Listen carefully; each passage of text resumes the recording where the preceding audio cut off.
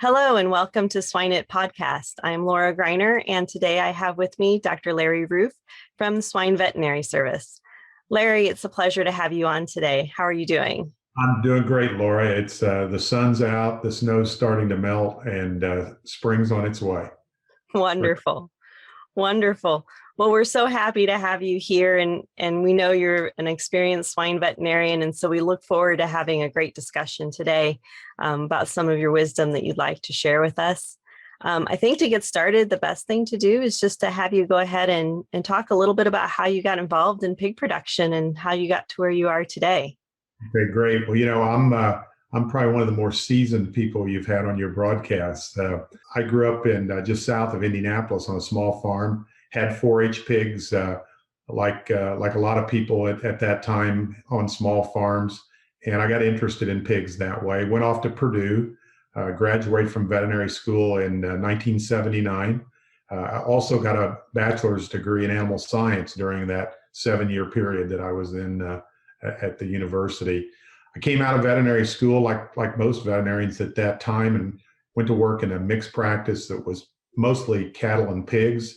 Greensburg, Indiana, where that practice was located and where I still live after all these years, was a real heavy pig area. So I had a great opportunity to work with pig farms right off the bat. And, you know, it was kind of a fire engine thing, solving problems.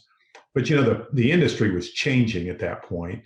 It was going to see a lot of change later, but it was already starting to change. You know, farms were getting a little bigger. And at that time, a big farm was 400 or 500 sows. And so anyhow, in 1984, I decided to start Swine Veterinary Services, which was 100% swine practice. And at that time, that was pretty unusual. There were not, you know, there were some veterinarians that were doing kind of all pigs within some larger vet practice, you know, situations.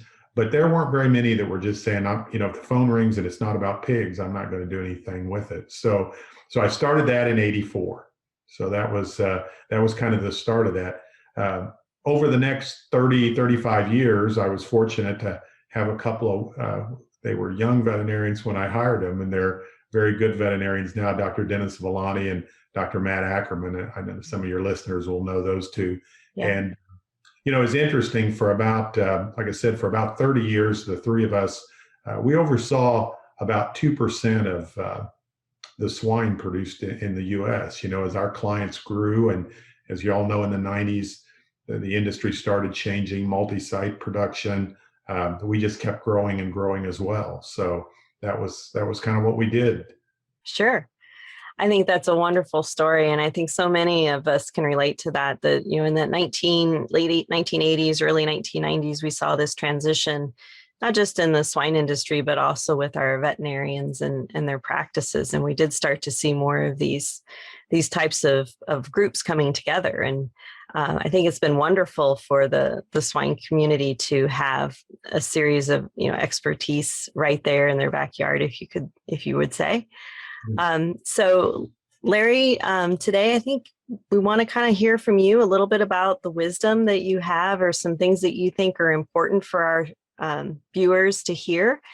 Maybe you could talk a little bit about just some ideas of what it takes to have a good operation wean to finish in terms of pig production. Yeah, that's great. I think it's two things we kind of talked about that we discussed a little bit. One, kind of around observation. You know, to be a really good veterinarian, you need to be a good observer. I always tell people that that's the skill. Some people are more natural at that. Some need to develop that. But observation is so key. And I got thinking a little bit about three little stories I wanted to share today clinically. One of them involves me, but the other two don't. But I think they really illustrate veterinarians and important observations. One, when I first got out of school, there was a veterinarian in the northern part of Indiana. His name was John Bush. Actually, his son, Randy, still practices in that practice. And Dr. Bush was just one of those veterinarians that, you know, probably if you gave him a post-mortem knife and a thermometer, he could probably tell you exactly what was going on in pigs. You know, just a really unique skills. They practiced in what was probably the largest pig county in Indiana. And right when I got out of veterinary school, we had a really persistent scour problem that was showing up in piglets at about a week of age, and it was messy, and it didn't always kill a lot of pigs, but it really caused problems, and antibiotics didn't work and things like that.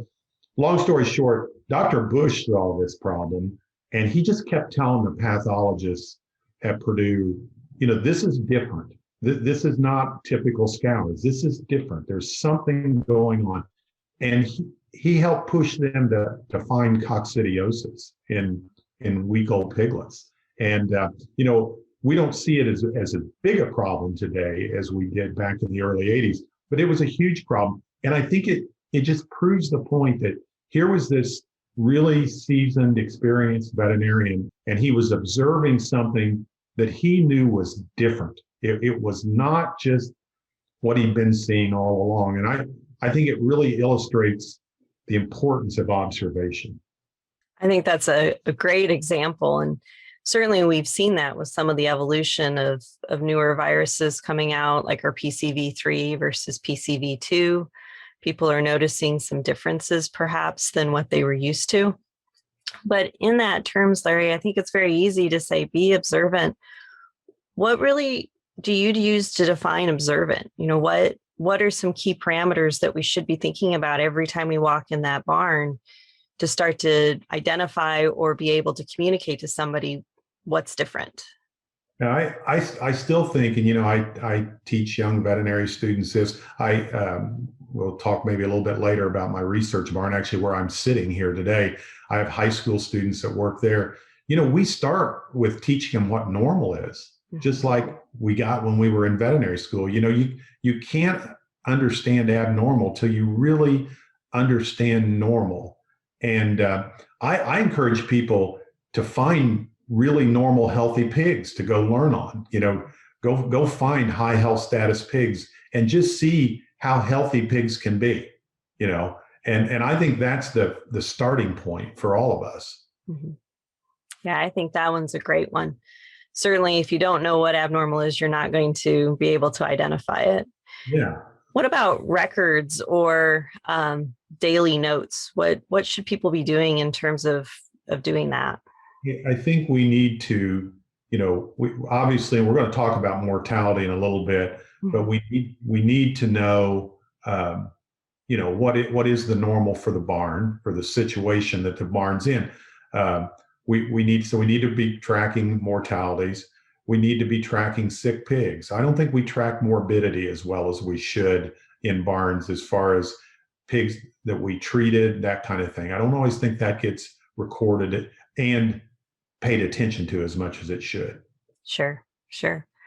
How about when you work with producers and biosecurity doesn't allow you to get to their barns, but they're calling you up saying, hey, I have a problem.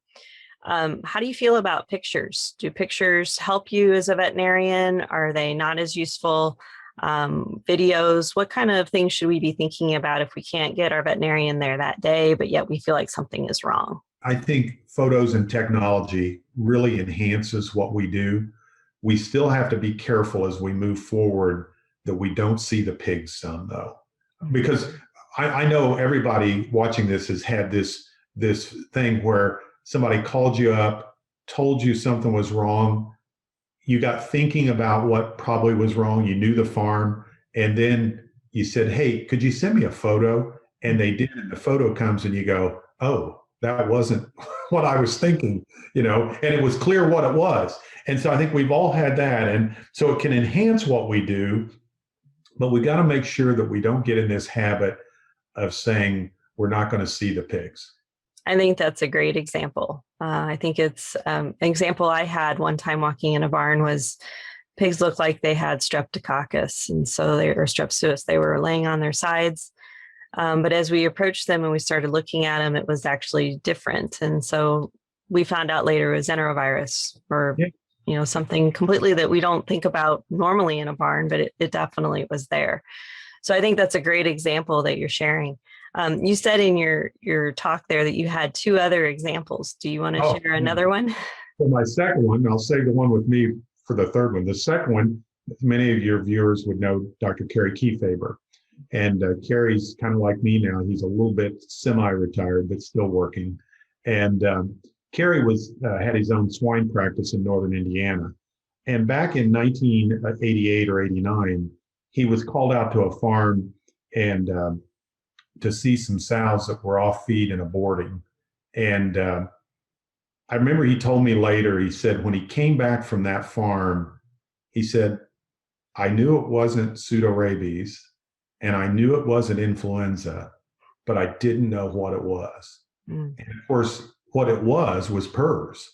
You know, it was the very first, you know, Carrie saw some of the very first PRRS in the United States. And within a short period of time, a week or so, he was seeing lots of cases of that.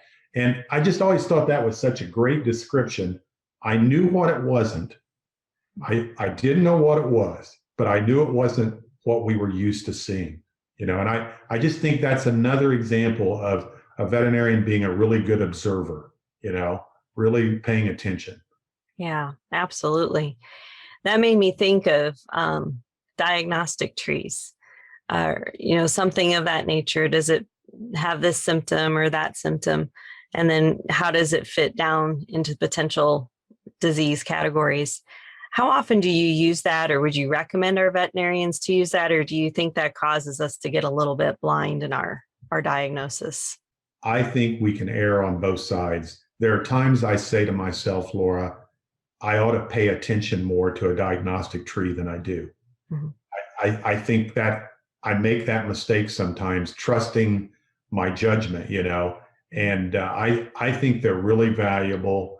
I don't think we have to go to them every minute. I think they're particularly important in those problems we see that aren't fitting into a neat box, aren't clear cut, where we say, okay, we really probably need to go back to square one and look at all the possibilities that might be leading to this particular problem. You know, it's not real difficult to walk into a finishing barn and see erysipelas pigs and know that's erysipelas. Right. But some of these problems that we're dealing with now in pigs, you know, those diagnostic trees, I think, can be pretty valuable. Great. Really, yeah. So my third story. Yes, thank you. Okay. So this one involved me. And interestingly enough, it was at the same time Carrie was seeing PRRS. I woke up one morning to two clients calling me with piglets dying in the farrowing house, and it was 𝘬𝘪𝘵𝑠. Now, the reason that was interesting was because there was no 𝘬𝘪𝘵𝑠 in southern Indiana and never had been. And so all of a sudden we had two cases of two farms that were a mile apart. And you got to remember, this is in the late 80s, no multi-site production, farrow to finish farms, people, trucks, stuff, not moving back and forth.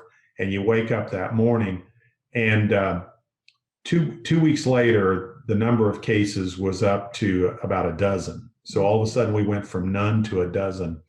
Now, I tell people this, you know, I started playing junior epidemiologist a little bit because everybody was like, where did this come from? Where did this come from? And, you know, it's a longer story than I'm going to tell kind of, but the reality is by the end of a couple of weeks, to me, it was obvious that it was blowing through the air, okay, that it was aerosol spread. Now, you got to remember, at that time, most people thought I was crazy saying that, okay, and I'm crazy on some things, but this wasn't one of them. And there's a whole bunch of interesting things to this. We got together with some people from Purdue, and we ended up writing, you know, practitioners don't write papers very often, but we actually wrote a paper on aerosol spread of 𝘬𝘪𝘵𝑠 that appeared in the American Veterinary Medical Association journal in 1991, okay? That paper is so old that it's never cited in aerosol transmission stuff because it was so old. But here's the real take home. Oh, there are two take home messages. One, observation's important, okay? And I was lucky in that I had a totally naive population area. Number two, I knew all the farms that were involved. I was doing the work for all of them. And so to me, it was like, wow, this really looks like something blue down the road, okay? But here's the interesting thing, and I really think is another one of those lessons for all of us as we we get trapped in our silos. So we go to a meeting where Purdue has helped me pull together some veterinarians, an epidemiologist, a meteorologist, and we're all sitting down, and I'm telling this story, and I'm building to this thing where I'm going to propose this big theory that I think this virus was blowing down the road. And when I said that, the meteorologist just looked at me and said, well, of course it did. It kind of let the air out of my balloon, you know. And I said, what are you talking about? And he goes, well, of course, particles. Well, long story short, blowing particles through the air, all that kind of research and studies were done on that back in the 1950s with nuclear fallout. And, you know, this was not new stuff to those people. Here we were, swine veterinarians, thinking, oh, we've really some breakthrough stuff. And for me, that lesson was, we need to make sure we don't get trapped in our little silo that we play in all the time. There are answers sometimes to our problems. They just don't happen to be in the veterinary world or in the pig world, they may be somewhere else. I never forgot that. I've always reached out to other fields because of that experience 30 some years ago. Mm-hmm. I think that's a wonderful example. And we talk about it a lot when we start talking about vaccine technology and some of the other things that we do in the swine industry, that why repeat something that's already being done in another part of some other industry or some other health system. You know, let's just keep the direction going. So I think that's a wonderful point to remind people, is not to get stuck in our own little mind or own little world, and to look for those answers maybe in an unconventional place sometimes. Right. And I always remind people about aerosol spread.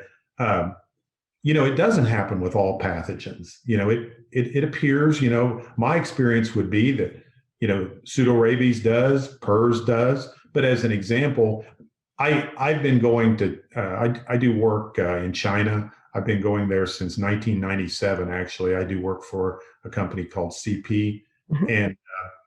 And so I've been going there for almost 25 years now. But anyhow, you know, my most recent trip over there with ASF and everything going on, you know, it would appear that's a virus that doesn't really aerosolize very well. You know, so I think we need to always remember that some of these pathogens are more conducive to aerosolizing than others, and we shouldn't just automatically say, oh, it blew down the road, you know. Right. No, I think that's very fair. That just brought up a question for me, actually, as you were talking, as you were discussing your example there, and you were talking about lessons learned and identifying how transmission occurred from point A to point B. We've seen that here in the United States, right? We saw that with PED when it came through, and everybody was trying to sort that out. We do it every year with PRRS and how PRRS is moving through a region. And then you threw in ASF. So that was actually going to be my question, is as we start thinking about potentially the next disease coming to the United States, which we certainly hope is not a foreign animal disease, but how do we start to take some of that knowledge that you're gaining in areas like China that have been afflicted with ASF? How do we take that information and help people start to build that knowledge base ahead of time as far as transmission routes and geographical spread? And we're talking about regional shutdowns and having our safe zones and so forth. But what knowledge can we do that's very practical for our practitioners and production people today? I think, you know, we talk so much about biosecurity. Mm-hmm. Unfortunately, a lot of it is just talk. It's not action. And part of the reason is good biosecurity is really hard, and it costs money. And more importantly, well, I don't know if more importantly, it's inconvenient. Mm-hmm. You know, when there's a foot of snow out here, it's really hard and inconvenient. I tell people that we're not, you know, PED proved this in 2013 and 14. Our truck washing is not near at the level it needs to be. And my experience in China would be that part of the reason for the really rapid spread all across that country was really there was no truck biosecurity in most places. In some there were. And I think we just can't focus enough on the importance of livestock trailers and washing and disinfecting. I think it's a terribly weak link in our systems. And I know, talking with other veterinarians, it's one thing what we say we're doing, and it's another thing what we're actually doing. And we're leaving ourselves wide open there, I think. I think that's a very good take-home message for everybody, is to consider to look at their biosecurity programs. And, we talk about the snowball effect with transmission of PRRS on wheels and PED and so forth. And so, again, I think absolutely work on our biosecurity is a very good take-home point for our listeners today. My research barn here is a small 500 head research barn, and we actually tour a lot of people through here for some of the projects we're doing. And I tell people, look, it only takes one break of something. But I said, I don't get overly concerned. I mean, we follow our protocols to let people into the barn. I said, we follow our protocols for the feed trucks that come to the barn. But I said, I'm just telling you, when the hair on my neck stands up is the day we get weaners and the 2 days that we sell those weaners off in 2 semi-loads.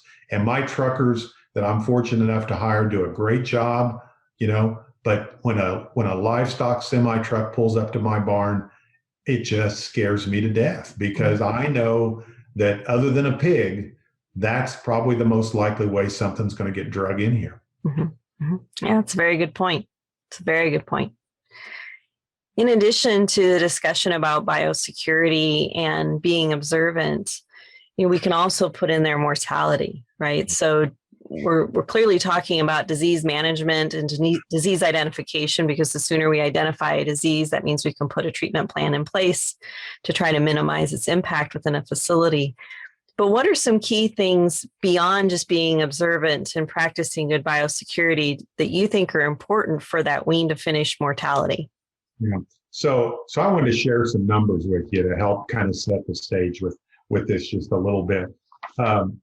We have this small research barn here. We're very lucky. We bring 250 nursery pigs in at a time, and we're fortunate they're PRRS naive, so they're very healthy, And I looked at the last 8 years worth of data for our mortality rate, and our wean-to-finish mortality for that time period was 3.65%. Okay. Now I'm telling you this. If I was going to brag on somebody, I'd be bragging on my students that work here, not me. But I say this because this is what's important about that number. High health status, PRRS naive, 25 pigs to a pen, normal square footage. So they're not baby. They're not in some kind of research thing that way. They get fed the budgeted diets, so they get fed the right diet based on their weights. But when we look at those pigs, those mortality reasons, that 3.65%, almost none of those pigs could have been prevented or saved. Okay. So when we set mortality targets, 0 is a ridiculous number to propose to somebody. And I know as veterinarians, we know that, and as production people, we know that, but we need to remind sometimes the bean counters that, that is not going to happen. And I use this example of, okay, under really pretty well-controlled situation, we can't get it much less than 3.5%, because it's things like broken legs, unknown pigs that drop over dead. It's all, it's all those kind of things. So when we set these targets, that's the first thing we need to do. Number 2, I was looking at MetaFarm's data, and their average wean to market was 5.19. So pretty good, okay? But I also saw some data about 3 months ago, but it was a lot of animals, and the average mortality was 13%, okay? And here's what I believe. I believe, our sow industry is getting a lot of attention about the mortality rates, and it should.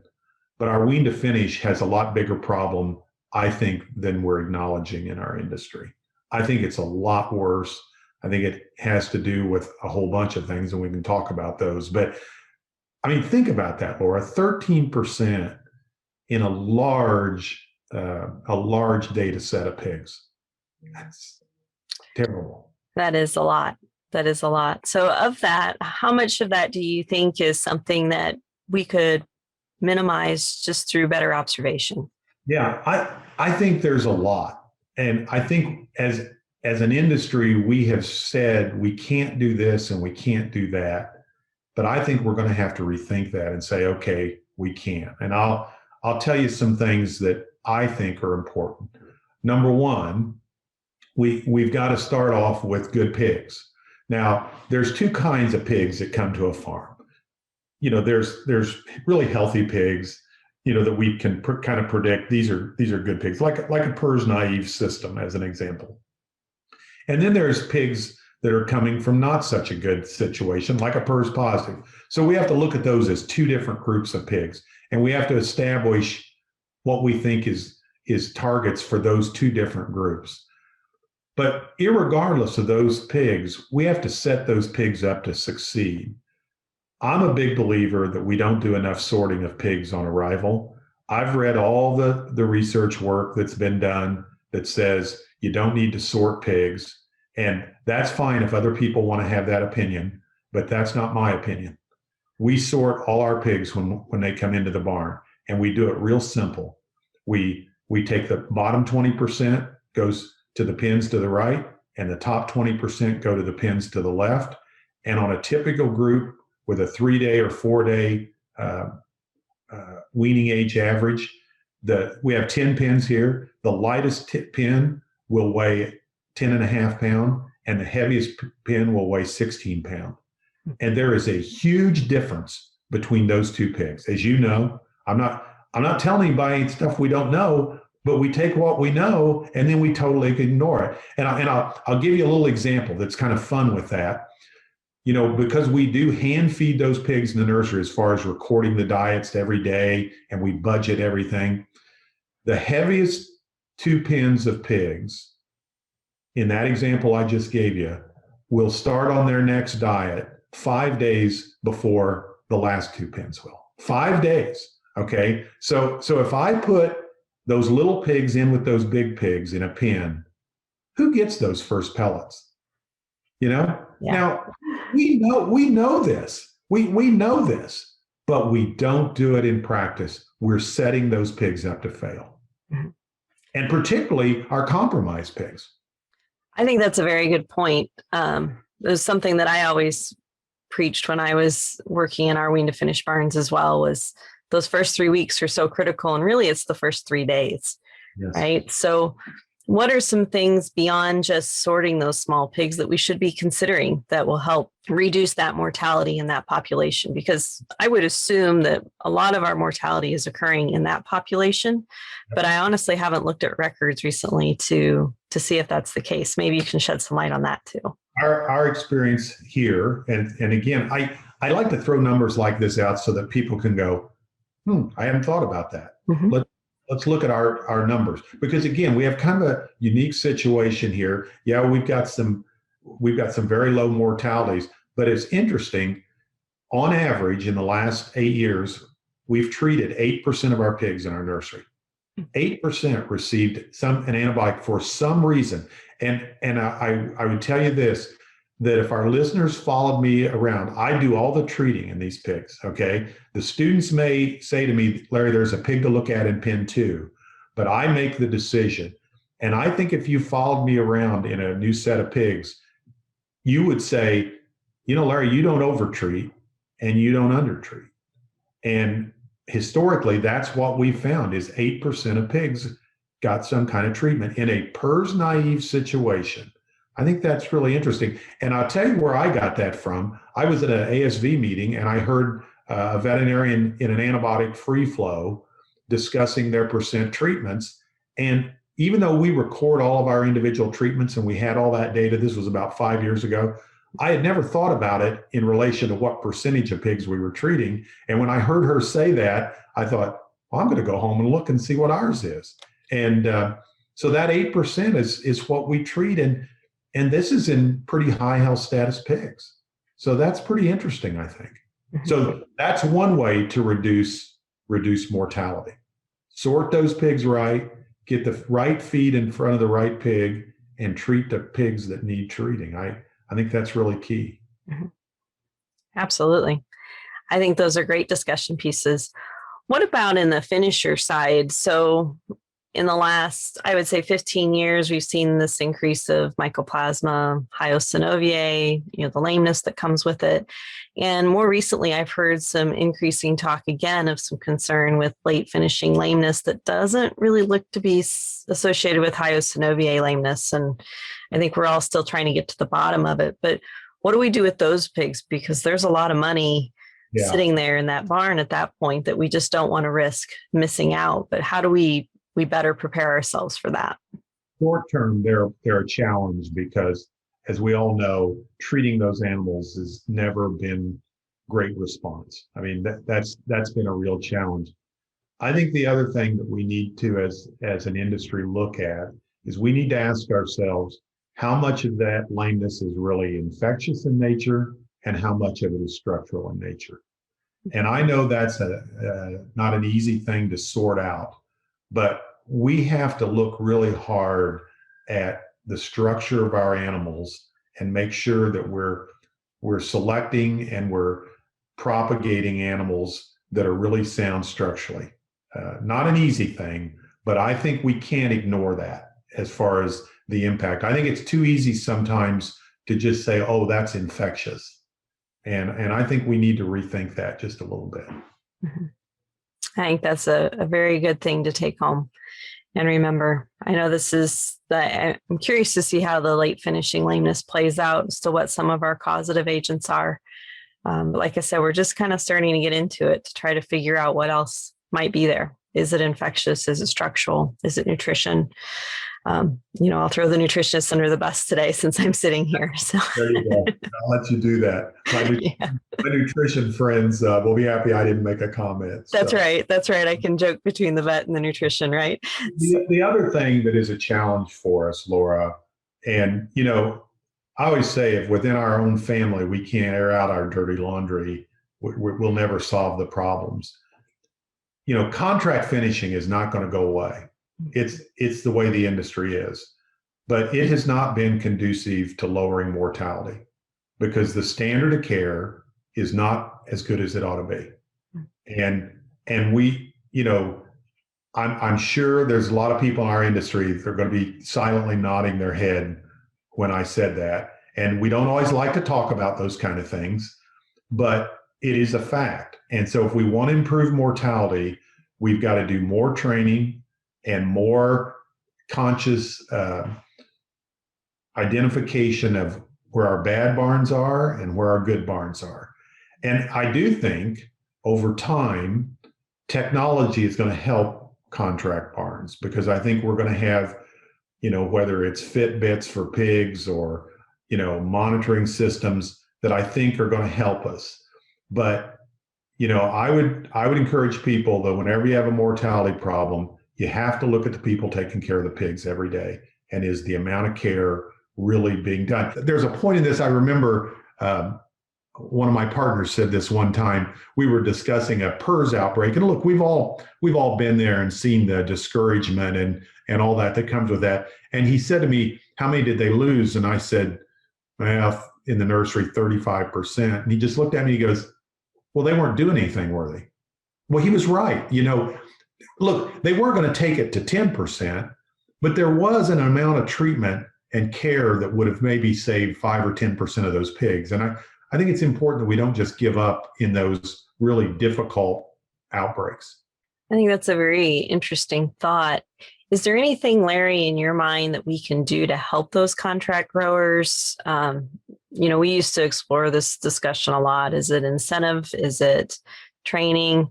Do you have any thoughts on what seems to connect most with some of the contract growers you work with? It's hard, because what happens is it becomes a job after 3 or 4 years of the barn's not new and shiny. It's hard work. There's 5,000 pigs out in that barn. And it's just difficult. You just try to motivate as much as you can. and emphasize the importance of that day-to-day care on the outcomes that come out. And as you know, incentives are difficult to do. I've written them. I've written bad ones. I've written ones that didn't work. It's hard. It's very hard. I think that's very, very good insight.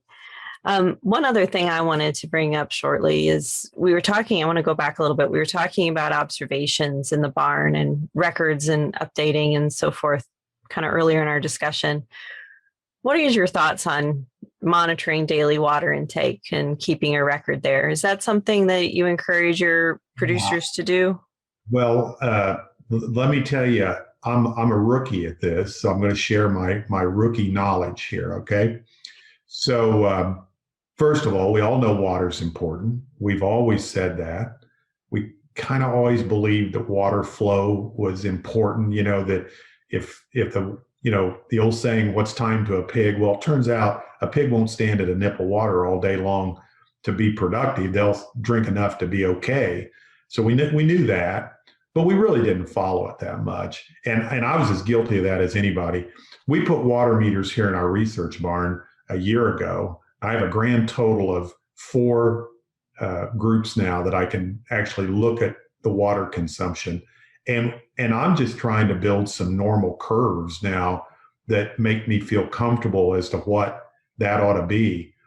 I think as an industry, we have not shared and talked about that enough as to what should these intakes look like, particularly, as you mentioned earlier, Laura, in that first 3 to 7 days. I'm just now getting comfortable with, again, my sample size now is a grand total of 4 nurseries, groups. And I'm just starting to kind of look at that and go, okay, that kind of looks like what happens in the first 7 days. And again, I'm using that because those 4 groups were all apparently normal. I mean, health-wise, they were normal and everything. And so I'm just trying to do that. And I think the more we as an industry can share some of that water data, I think it's pretty important. I agree. I think one of the challenges I always saw in the barn was we were really good at writing it down every day, but it stayed on a piece of paper. Yes. And, Marcy and I were talking about this last night with software. It would be really nice to have the ability to do that. And I know some of our newer equipment is coming out with the ability to just be able to pull it up on your phone, and we don't look at it till it's too late, right? Yeah. I look at mine almost every day remotely from the barn because it tells me, what that number is. Mm-hmm. And then I printed these up at the end because my system will generate that. And actually they're laying in the other room, but I've got them laying out there because I laid them out on the table to kind of look at them and just think about them a little bit, even though they all look kind of the same. I think it's a big deal, and we need to really dive deeper into this. I think the same with treatment records.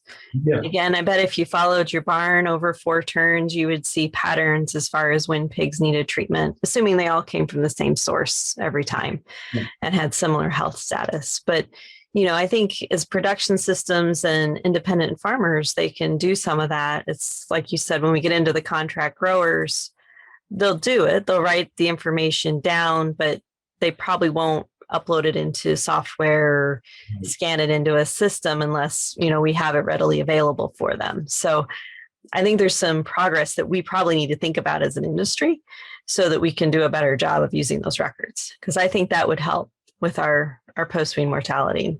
Absolutely.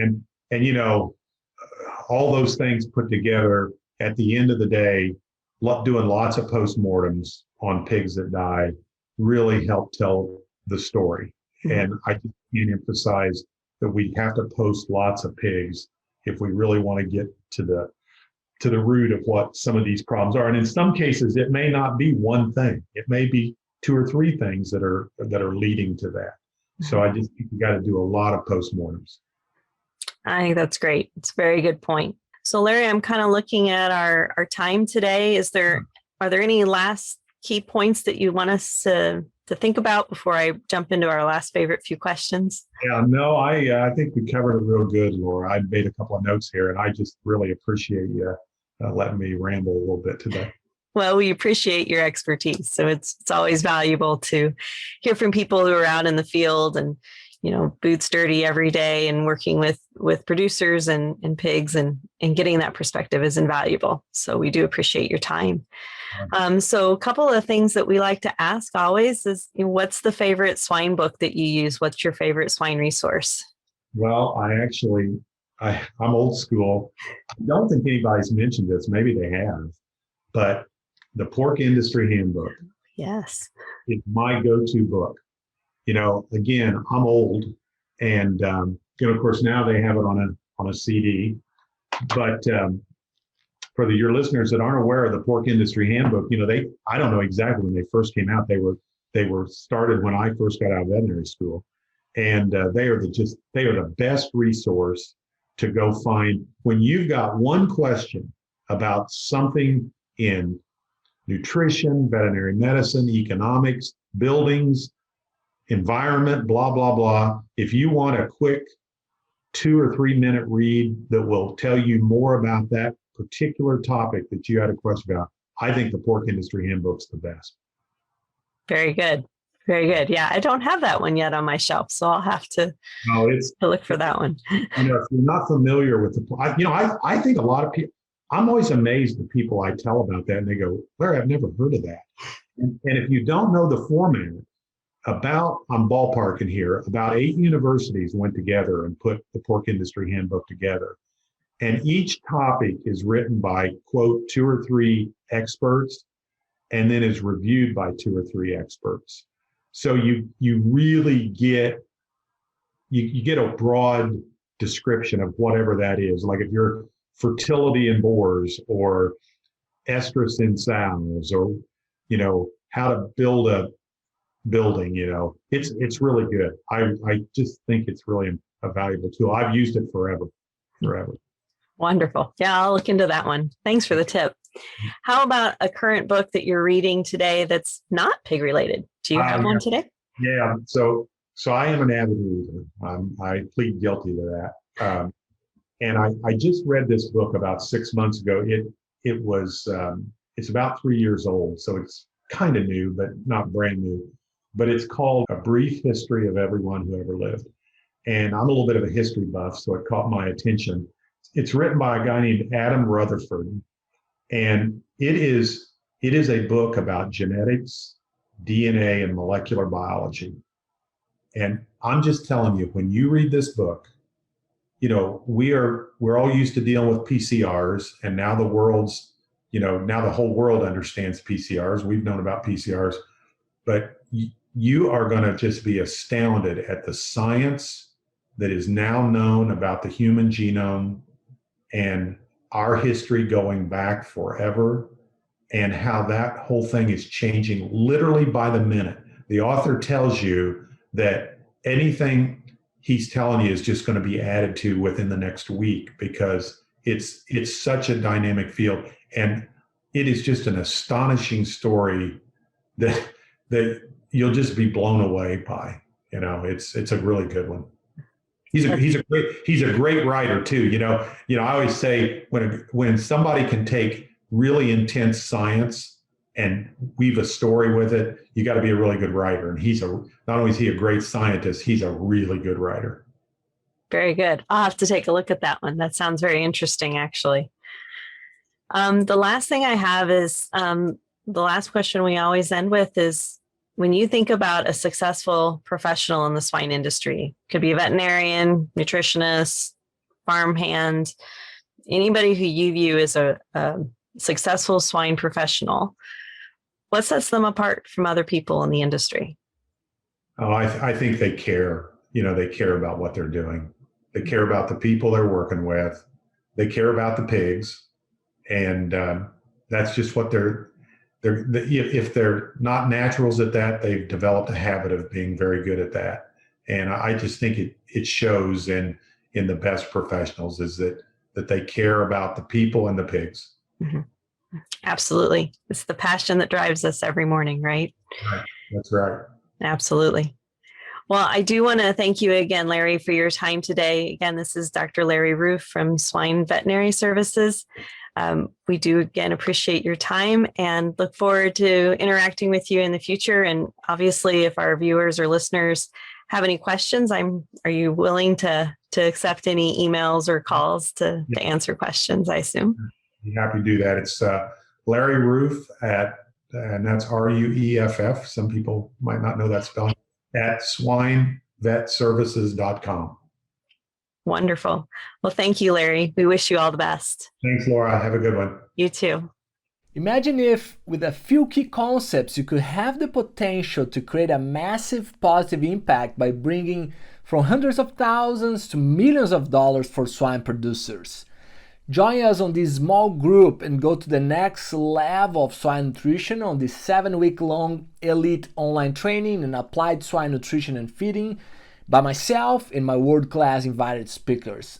Additionally, you enjoy an exclusive community to exchange ideas. Go now to www.eliteswinenutritionist.com.